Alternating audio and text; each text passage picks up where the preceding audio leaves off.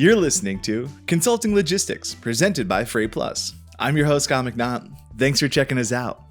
It's another SCU30 day, Supply Chain Under 30, where we talk to supply chain professionals doing some interesting work in the field and really under the age of 30. So sort of ones who've joined this industry that everyone says is filled with a bunch of old dinosaurs, and talking about the different industries, different jobs, different career paths people have taken. And today's episode is going to be a super fun one. We got a guy who's been around, to say the least. He's traveled from a couple different companies, really values the impact of internships, and just doing some really cool things right now. Today's episode, we're going to have Francois Jaffres. He is a fun guy. I was talking to him before the episode, and we're going to have a really fun conversation. So might as well bring him in right now. Francois, how's it going? It's going well, Kyle. How are you doing? I'm doing good. I didn't butcher your name, right? No, you got it right. You got it right. Dumb I've Florida heard Francisco, kid. Francesca. I've heard everything. So. Yeah, Elf must have really pissed you off during that when that came out, huh? Everyone's like, Francisco. You're like, oh, God damn it. Francois, talk a little bit about yourself, kind of growing up and that type of stuff. I mean, what were you interested in as a kid? Did you play sports? Let me know kind of a little bit about growing up. Yeah. So I grew up in, as I was telling you before, Arlington, Virginia, sort of in South Arlington, with a single mom and a sister. And we grew up sort of in this apartment complex, all three of us in this 2-bedroom apartment. It was great, in regards to the city and just the friends that I was able to make in Arlington. It was amazing. But growing up, I've always kind of had this entrepreneurial spirit, which I like to think it is, at least, where I would like go around to the different apartments. I would knock on their doors, see who has trash to take out, just take whatever they can give me. I would sell, Yu-Gi-Oh cards or Pokemon cards and go to Goodwill. And it was arbitrage before arbitrage was the thing, really. Right, so I'd go to like Goodwill and buy toys and then resell them to like the neighborhood. It was fun. It was fun growing up. But aside from that, born and raised in Arlington, all the way through high school. And you mentioned that I value internships. I very much do. It's something where I actually love just working in general. And anyone here in the office can attest to that. I'll be in 8 a.m. I won't leave. I didn't finish last night until about midnight doing another Clubhouse, actually. And Clubhouse is the thing. I saw that, and I want to ask, because I was bugging the younger guys here the other day. I was like, what is it? Like, I understand it's audio, but I'm like, I barely can listen to audio. Like, anytime I see audio, like when you have to see audio on Instagram, I get pissed off because I'm like, I'm at work. I can't, what I'm supposed to do, stop, put on this thing. How the hell does an audio only thing? And I know I'm recording this, so this is possibly the worst podcast I could possibly do. Number one worst host, guaranteed, in the logistics industry. But tell me a little bit. We're gonna come back to everything but talk to me about Clubhouse. What is it? So I think the best way that I could describe it is going to a trade show and just like going to the different stages, and you have speakers or panelists on those different stages, but adding an extra layer where those panelists can invite people from the audience up, or like they could say, hey, I'm going to ask you questions, but we're going to have a conversation on this stage. And then if anyone has questions about our conversation, they could hop in, and then the moderator lets them in. They could ask their question, they answer it, and then they kick them off. But it's basically just listening to conversations. It's almost like an app for eavesdropping into different businesses. That's all social media is in the end of the day, right? All you're doing is the written version of it. So, I was very hesitant to even download it to begin with, but it seems like everyone's using it nowadays. So it's kind of the direction that I think every business has to go into, where they have to just get their feet wet and see what's going on. And hopefully there's going to be a few supply chain ones. That's something that we're aiming for. Last night was all about sourcing and sourcing from overseas. Had a few amazing panelists on there, and we talked all things sourcing India and China and stuff like that. I guess that's the general gist of it. How does it work? I mean, we all don't speak the same language. How does that work? I think English is just the you have to force yourself. Language of business, right? Oh man, there's times where I'm like, we are so bad. It's so crazy. We are the only one. We're like, we are number one. Take us. You're like, oh god. My mom's from Bolivia and my dad's from France, and they both. My dad, I think, knew 4 languages because he had to learn 2 extra ones while in school. And I spoke to this guy, Yanni Mazur of Gatita, and he knew something like 6 or 7 different languages, and he's from Israel. I'm like, are we so dumb here that we just can't learn a second language? And luckily, my mom she forced Spanish on me, but like everyone else, I'm like, God, why don't we just learn a second language? I don't know, man. I could go into a whole. I feel like English is just such a stupid language that it's so hard that it like dumbs your brain down to be able to even think about anything else. Because like I tried to take Spanish. I tried to take Latin, and like I'm sitting there like I don't understand this. Like I don't understand sentence. Like why is this sentence all just wishy washy? Why can't it just be straightforward and linear? You're like, yeah. So I need to get off this. Let's get back to you. Let's get off stupid Clubhouse. I'm sure I'll be on it eventually, but I'll send you an invite. You have an iPhone? Great. Of course I have an iPhone. I'm old, man. I'll send you an invite after this. Android's way too much for me. Speaking of that, though, what was technology like for you growing up? Did you have a phone? Did you have that type of stuff? And when did you have it? No. So technology was, and I guess to take a step back, growing up, I was in Section 8 housing where it was very, assisted living housing. And so we didn't have the luxury of having cell phones. We didn't have the luxury of having laptops or computers even. So my stepdad at the time, he was actually a computer technician. And the only computer that we were able to get was something that someone couldn't afford to pay him. So they said, just keep the computer. And so that was my first experience with a computer, I think when I was around 10, somewhere around there. And I'm 27 now, I guess, to put things into perspective. So it's not that long ago. And now we have these things in our pockets. But yeah, I mean, with that, I still didn't use it too much. I mean, I was a big gamer. I did a lot of, Nintendo and PlayStation while my sister really browsed the computer because she was of age. She was, about 9 years older than me. So we didn't have too much technology growing up. But once I hit high school, actually, that's really where I started to get into it. I got my first cell phone when I was like 16.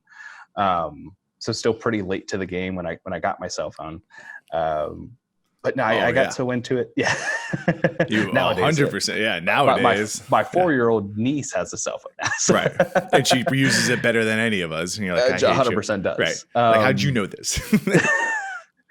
But so when I really got into like computers, I actually really enjoyed coding. That was one thing that I just kind of got into, and I got into Code Academy, which is a free tool that I think everyone should try to get into, even if you've never coded in the past. Nope. 100%. I used it like literally. It's an amazing tool if you've never done it. It's all free. Like I learned HTML. Like I do web design for my job, and it's all because I just took Code Academy. Very easy, kind of understand some basic stuff. Like you're not going deep. You can go deep, but Code Academy is a great suggestion right there. Suggestion.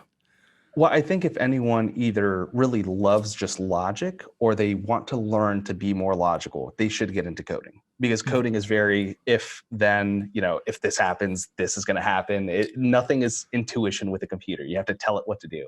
Right. So I think everyone should try to get into coding. I failed miserably at it. I took 2 years of IB computer science in high school, and Mr. Bowie was amazing. He was very patient with me, I guess, to say the least. I had a few friends that went off to work for like Northrop Grumman, and they were super good at it. But I tried it out in college. So I guess just moving up there, I went to West Virginia University.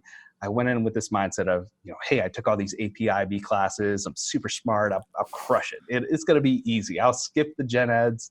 I'll just go straight into, I think it was CS201 or something like that. Biggest mistake of my life, first of all. Definitely take the intro classes if you could take the intro classes. But we got into recursion, which is basically algorithms teaching other algorithms how to do things. And I could not wrap my mind around it. And so I ditched that, got into, I think it was civil engineering for a while, and then mechanical engineering for a while. And eventually I landed on industrial engineering. And coming from an immigrant background, you could be one of 3 things. You'd be a lawyer, a doctor, an engineer. That's all you're allowed to do in college. So I went the engineering route. And I just absolutely fell in love with industrial engineering. We had a great advisor, Dr. Bird, Dr. Jack Bird, if anyone wants to look him up, at West Virginia University. Amazing guy. He was more of a mentor, I would say, to the entire industrial engineering class. He oversee every single advising appointment. If you had problems, you would go to him. But it was really based around problem solving, which I've always been passionate about. And I think that really comes with sort of that entrepreneurial mindset of just, hey, for example, in middle school, I sold candy in school because we weren't allowed to go to 7-Eleven across the street when I was at Kenmore. And so I was like, well, why don't I just sell this at lunch? And so I went to Safeway and bought the big Arizona iced teas, and I would go to Costco and buy the big boxes of candy. I'd be like, $1 a piece. Yeah, $1.50. How bad do you want this? Do you want it cold? It'll be $2 for the Arizona if it's cold. And so I very much enjoy the problem and the solution. And that's all industrial engineering is. I'm sorry, go ahead. No, so it's interesting. I mean, you kind of like from a very young age, entrepreneurship, you were doing kind of supply chain stuff though, right? You're kind of like seeing supply and demand, finding a way to kind of move goods through the system, whether the system be a school, but you're kind of doing some interesting stuff. I mean, you had that entrepreneur background, but kind of what it's just essentially you had to be an engineer. Like there wasn't a kind of a big thought with kind of how you're moving through all this stuff. Like, No, and I guess that's going contrary to how most immigrant or, first generation children of immigrants go through it. They usually have a very set mindset. Hey, I'm going to do this. And once I graduate, I'm going to go into this type of work. I was a little more laissez-faire with it. I figured, hey, one of these is going to work. One of these is going to fit me. The French side of you. The French side. Robotics, no thank you. Aerospace, no thank you. Mechanical, I just can't do that stuff. Build presses. When they started saying you had to sign contracts, and if anything failed, it was going to be all on you. I was like, no thank you. That's too much responsibility with the bridges. Someone else can do those. You're like, I'm an entrepreneur, man. I understand. I know you're going to fail. That's how entrepreneurship works, dude. Like I can't sign no contracts saying this is going to be fine. Exactly. And so with that, industrial engineering kind of encapsulated all of it, whether it's a CS, whether it's the mechanical, the civil, the mechanical, all of it. And you take small subsects of all these classes. You kind of take the intro classes to each of them.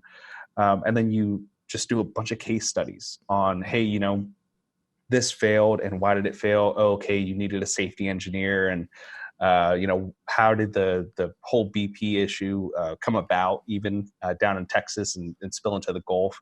Right. There was no safety engineers that were there, and their tolerances weren't set right. And so it's a bunch of just active problem solving and understanding the different facets of engineering and how you can apply them. So it's kind of it's funny that they call us the Imagineers because all we use is our brains and we don't actually build anything. But I see it as building processes, and everything requires a process. Even if you're just starting it, you're eventually going to build a process. You're going to standardize that. You're going to polish it. You're going to sustain it, right? The 5 S's. Jeez, man, you're freaking way smarter than me. Why are you talking my ass?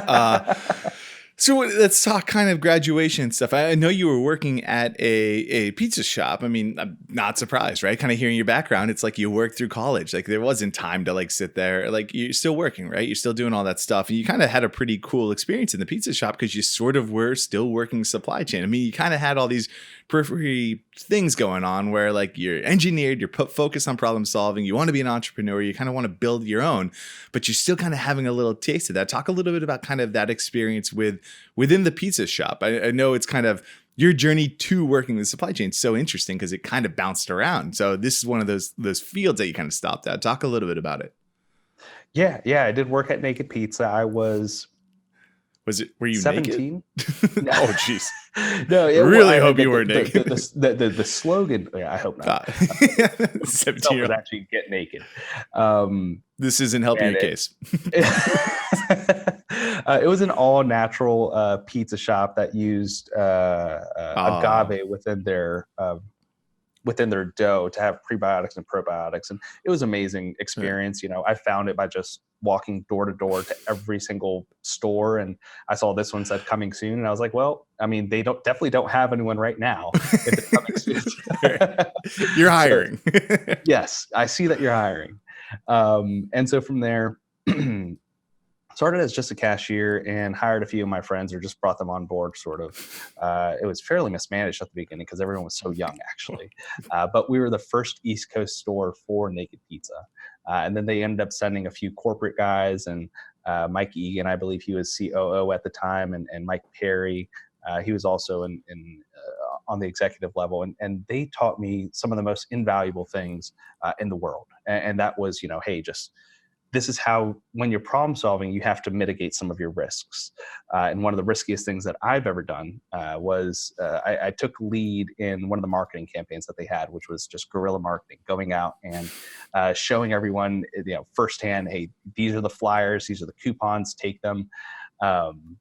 And we figured, hey, let's not solicit going door to door in the apartments. Let's actually put these on the cars, because we can hit a lot more cars within a parking lot. And it's a lot easier.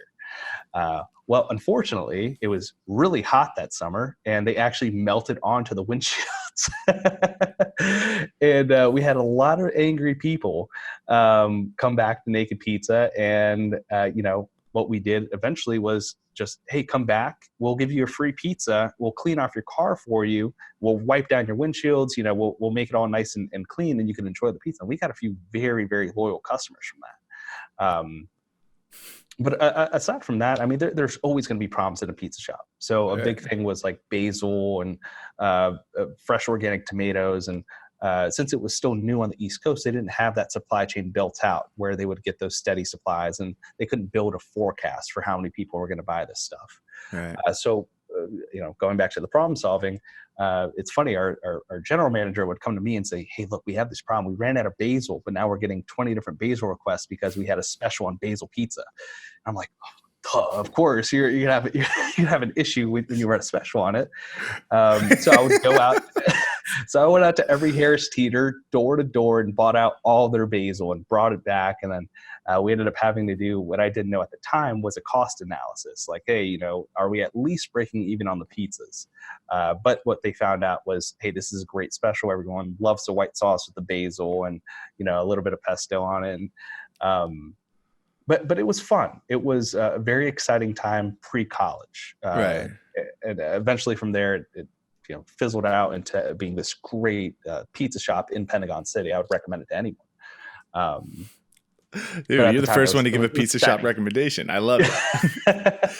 So talk to me a little bit about kind of your plans post-college. I mean, it had this little experience. You really, I mean, dude, man, I'm exhausted just hearing you going door to door. Like, I think I went door to door once and I was like, nope, not doing this crap. I'm like, I'll use my brain and make creative stuff because I stupidly thought communication's a great degree. Spoiler alert, it wasn't. What was your plan post? Kind of what were you thinking? Was it kind of jump into that industrial engineering, kind of start going from there? Like, what were you thinking? Yeah, so every summer I actually had different odd jobs, and I worked for Randstad for a while as a contractor. And so they would place me in all these different, whether it was data entry, whether it was front desk. And I realized very quickly that I absolutely hate corporate jobs. I hate wearing a suit and tie to have to sit at a front desk. That seems silly to me, actually, very silly. I don't care who you have in. It doesn't seem like I have to do this, or I have to, or I can't wear just khakis, right, and be comfortable. But aside from that, I worked at Coca-Cola for a while, and nothing really stuck with me. I wanted to get into consulting. I wanted to get into working with Deloitte or working with what's their name?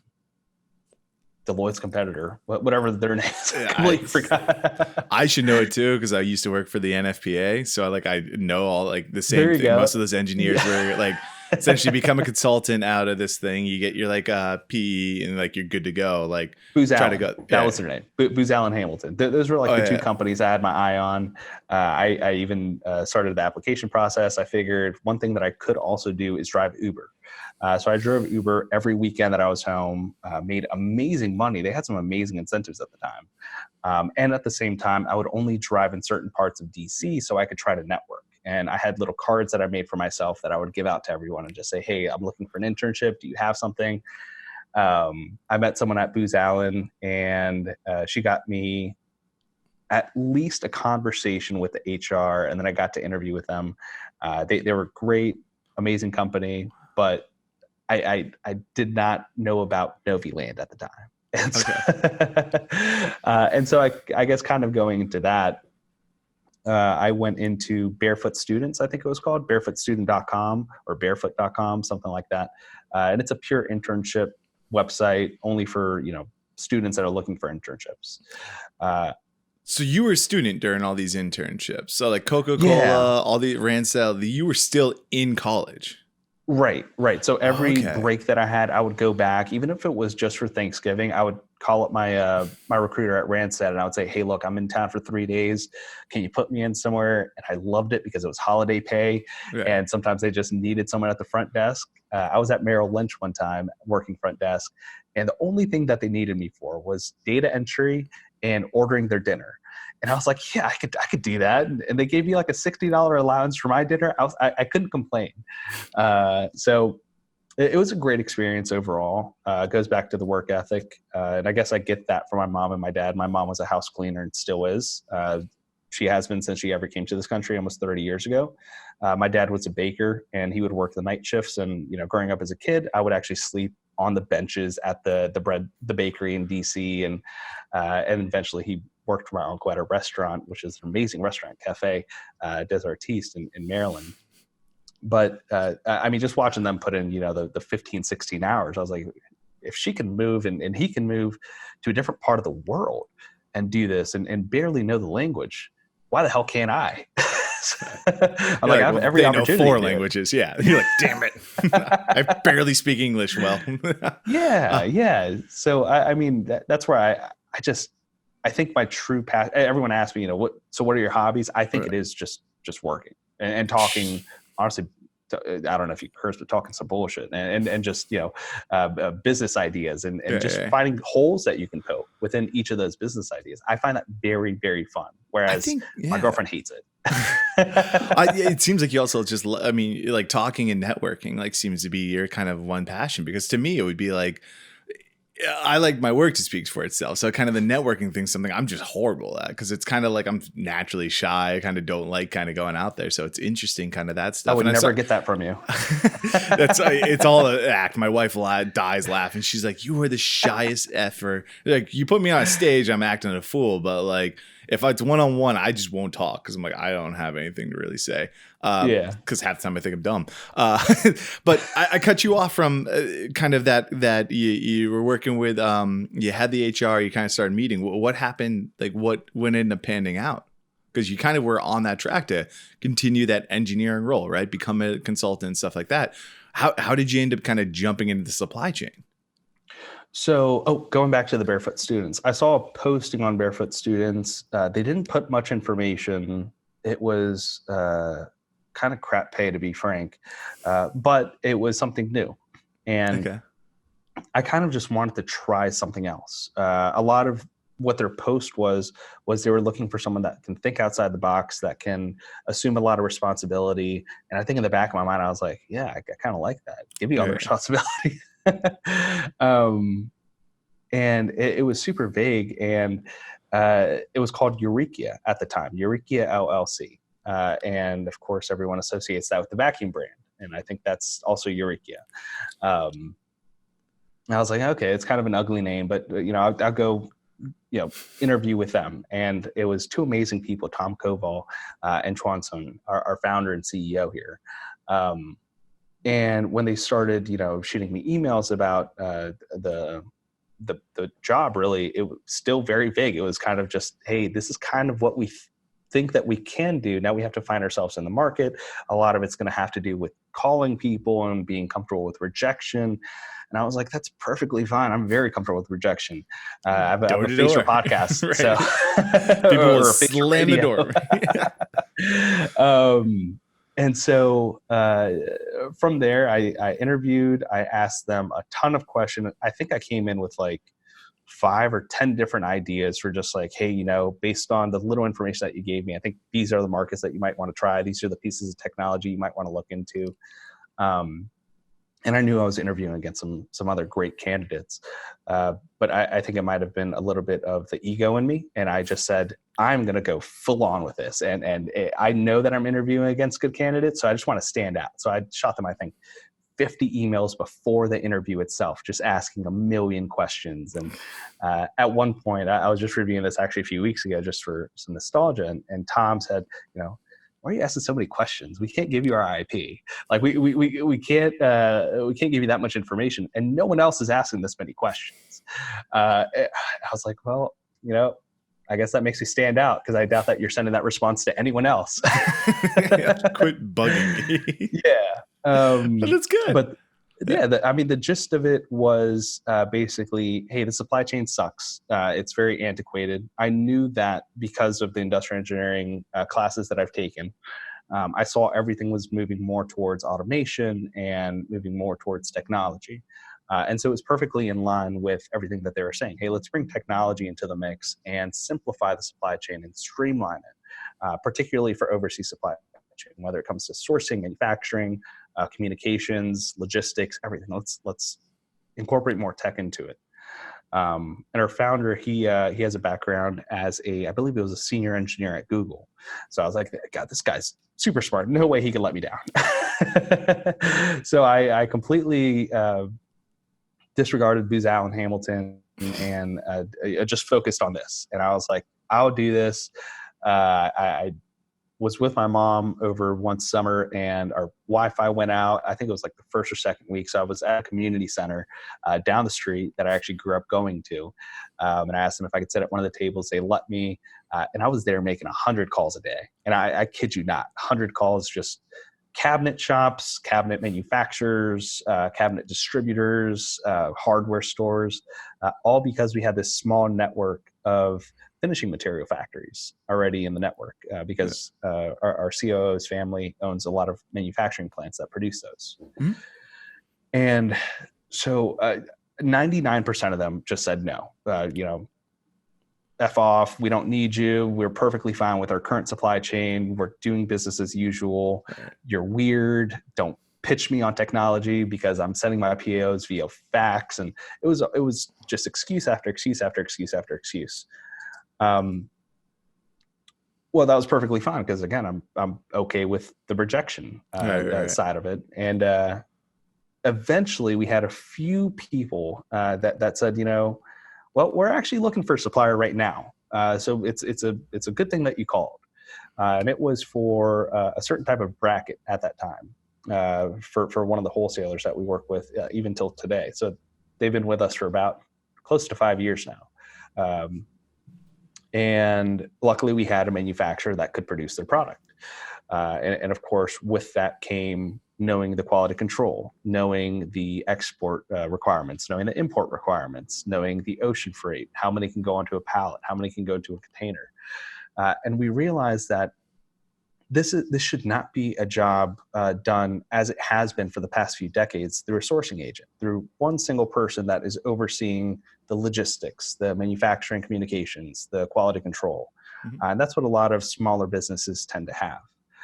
Just a sourcing agent overseas that sort of does all of this, and they'll usually manage it on like Excel. So we broke it all apart. We made this new puzzle where now you have a dedicated production specialist. So they work with the factories and they work with our customers, and they help them sort of build the product itself and build out the specs and the request for a quote. And they work with the factories to negotiate the best pricing, to audit them, to get any certifications required, stuff like that. We have order managers that oversee logistics. We have the quality control inspectors. We have the account managers. So we had to break everything apart. And I know I'm not trying to turn this into a sales pitch, but this is really what made me passionate about what I'm doing, is seeing that there's all these old ways of doing business, but you could find new processes within it. And once you start to incorporate technology to automate a lot of the updates, it's like, boy, you can work on 4 projects in the same time that you were able to work on one. So right. I'm sorry to go into it. So it's sort of a sales spiel, and we can cut that out if you feel like it. But that is what made me passionate about the company. Yeah, no, I mean, it's seeing because you've sort of had those experiences. You've gotten to see the supply chain issues. You've gotten to see all these little things, but it's sort of like it wasn't because that was your focus, which is so interesting. I think that one thing that we try to really preach in this kind of series is the importance of experience. And I think you're a shining example of why experience is so important. So that's kind of like you found what excites you. I mean, if you had to boil it up, what really excites you about it? Is it the fact that you can just problem solve? I was going to say it's the daily problems, and there's never not going to be a fire with any company, really with any startup, especially. There's never not a fire to put out. But it's, hey, have we seen this fire before? Should we create a process for it? Is there technology that fixes this fire? It comes down to, hey, someone was just offended by our China team because they don't speak a certain way, and so they might not be communicating what they needed well. But I get what you mean. Let me go ahead and give you a call. Right. So it's always a different problem.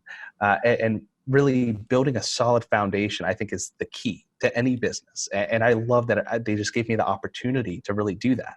And so I see every hour that I'm at the office and that I'm not at the office as just another opportunity. Like, hey, what else can I fix here? What else can we make better? How else can we make this service the best service to go to for all things supply chain?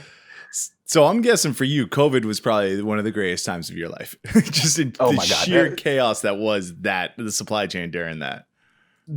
I think I peaked during COVID only because it was problem after problem. After Chinese New Year got extended, then logistics started to go. The prices started to skyrocket. Now we have to find new innovative solutions for how we're going to package these items because we need smaller packaging. Or how can we consolidate it from Shenzhen and Guangzhou and Hangzhou? Well, let's build a logistics center that's between all of them. It's just problem after problem after problem. I loved it. I mean, I know I shouldn't say that. That's really bad to say. I understand that. And a lot of businesses suffered from it. But my job is to try to make sure that your business doesn't suffer from it. So that's why I love it.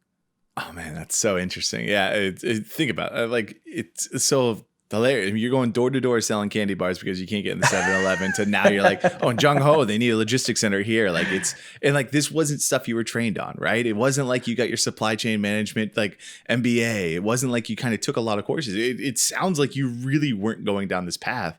And then kind of it's just that entrepreneurial spirit, the not fear of getting rejection, and then just wanting to solve problems. Really, not to put words in your mouth, but this is the second time I've done it. But that seems like a fascinating thing.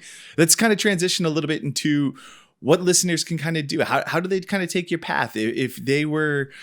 If it's one I've asked this question, I haven't got it right yet, but it's like, if you were to do it all over again, kind of what were some things that you kind of wish you would have done a little differently? But it's one of those, it's not a good question, right? Because like the only way you were going to get to where you were was by all these different kind of paths you took. It's not a straight line, but I mean, now that you're kind of really working in this, now that you're really problem solving, is there some additional stuff that you're like, man, I wish when I really had the time to sit down and learn, I focused on this? I would say,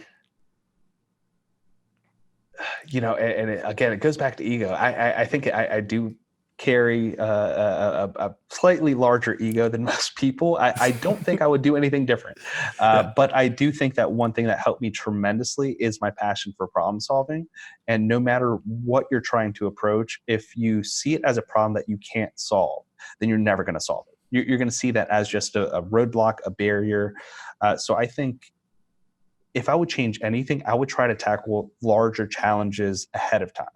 Because earlier on, I kind of, I scratched the surface. I understood like, hey, I have to be more comfortable with myself to be pitching people and forming this new messaging and learn about marketing. But I think if I could have spent more time with, just tackling the problems until I solve them, that's the one thing that I would do, because it builds a solid foundation for the next problem that you have. And, if you just put a Band-Aid on it, which every startup is going to do at the beginning, you're never actually going to find the right solution. And I think another thing, and this is me being hard-headed, is really learning to be more open and receptive to other people's solutions, because there's no one right answer to most problems, right? So it's about taking, building this circle around you of people that don't necessarily think like you, and that you could take their suggestions seriously, because that's my issue. Sometimes I just think, hey, no, I've done this for a while, but someone that has never looked at it before and all of a sudden see something that I don't see, I just need to be able to receive it and accept it and say, hey, what if we did that with this other person's solution and my solution? Can we come up with a better idea? And I know that was kind of scattered all over the place, but I guess the key thing there is really being receptive to other people's solutions and surrounding yourself with people that are not like-minded, but that you respect and that, could have a say in whatever problems that you're solving. Yeah, no, it's interesting. I mean, you kind of get so used to being in your own little bubble, in your own little circle. And especially like as you kind of start your career, you feel like you know nothing. And like everyone knows everything more than you. And then once you finally start to get some knowledge, you feel like, well, I know this stuff. I know what I'm talking about. But it's like, all right, you still can't go away from that learning. Like you still always should be learning. If you stop learning, you don't know what you're doing. I like, for me, one of the things I try to do is always be able to kind of mentor, right? If I sit there and stick in my own bubble and I can't really take on the responsibility of sort of explaining or teaching, that means I don't know what the hell I'm talking about. And like, Right. if I can at least teach a little bit and then be able to take in more stuff, at the end of the day, it's especially some of the industry's got to learn, the people have got to learn. The younger generation has had to work so fast, so hard, and so quickly that you didn't have time to sit there and really learn the industry. Like, you at 27 are already worried about the logistics factories in China and how do you manage all this type of stuff. It is the type of work that you're going to get within supply chain. Talk to me, like kind of starting to wrap up. What talk to the Gen Zers. What is the most exciting part about working in the supply chain? And I hate to beat a dead horse, but I don't even know if I could say that anymore, but problem solving. Problem solving, I would say, is the most exciting part, and being comfortable with being uncomfortable, I think, is the hardest part, but also should be seen as the most exciting part. I think there a lot of times when I talk to, my nephew's 18, but I talk to a lot of people that are between 18 and 22. And they don't necessarily have the same mindset as I do, which makes sense because they grew up with every piece of technology available.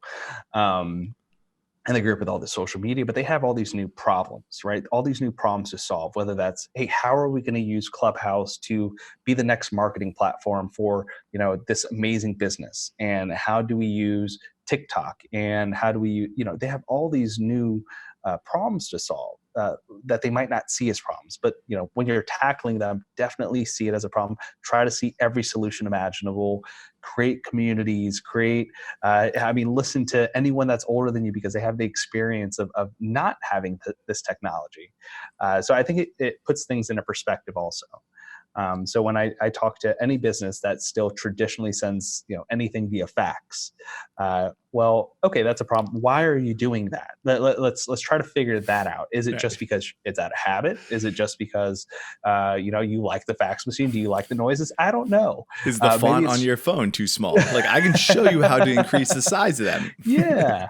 Well, like it's just listening to everyone, again, being receptive to their solutions and then finding your own solutions to those problems. Yeah. Yeah, no, I mean, I think one of the craziest things, or one of the things that if I was to tell anyone listening to this episode to really pay attention to, was the fact that you made little business cards for yourself. Like, listen, you made those out of your own. Like, it is, you kind of got so used. It's not saying like you got so used to feeling rejection and all that stuff, but you understood how the process works, and you don't take it personally. You're able to kind of move forward with that stuff, and it's so important, especially kind of in this industry. It is something that's filled with a lot of old tech, and when you had people who knew how to do this thing for 20 years and you tell them like, your phone can do that for you, they're gonna freak out. Like, they're not gonna want to learn that stuff. And it's sort of how do you come to the best of both worlds? How do you kind of problem solve but also kind of communicate this and really work with teams? So I mean, it's been a fun conversation, Francois. I really am excited for when people get to listen to this. If people listen to this and they want to get in contact with you, what's the best way to do it? They can go to my LinkedIn. There aren't too many Francois Jaffres out there. You can shoot me an email. It's my first name, Francois Noviland, Noviland.com. Or you could shoot me a text or a call. I mean, my work cell, I'd be glad to give it out, 408-800-1197. Feel free to give me a call. I love talking business. I love talking supply chain, as I think you might be able to tell from this conversation. Oh, yeah. Oh, yeah. Definitely out there. We'll put all the links too in the show notes for this episode. So, Francois, I can't thank you enough for joining me today for this SCU30. Thank you so much, Kyle. I really appreciate it. Absolutely. Have a great day. You too. And that's our show. Are you a supply chain professional under the age of 30 and you want to come on? Tell us in the comments section. We'll be sure to have you join. In the meantime, subscribe to our YouTube channel.